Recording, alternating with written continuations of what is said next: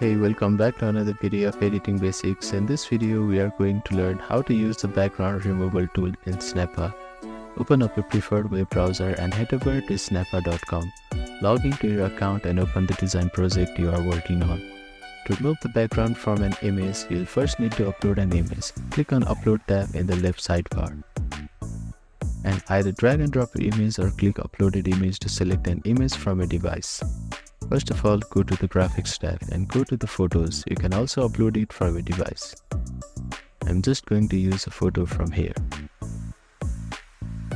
With the image selected, look for the Remove Image Background option and click on it. The feature is available for Snappa users with a Pro account. Click on Remove Background toggle and Snappa will automatically detect the subject of the image and remove the background. Once you are happy with the background removal, click on Preview button to see how the image looks without the background. After removing it, you can place the image on your canvas, adjust its size, position and any other element around it to fit the design. Once you are satisfied with the design, click on Download button on the top right corner to save your design and export it to your computer. By following these steps, you can easily remove background from any image in Snappa and use it in your design projects. Thank you for watching this video. Please do not forget to like, share and subscribe to our channel and comment down if you have any queries.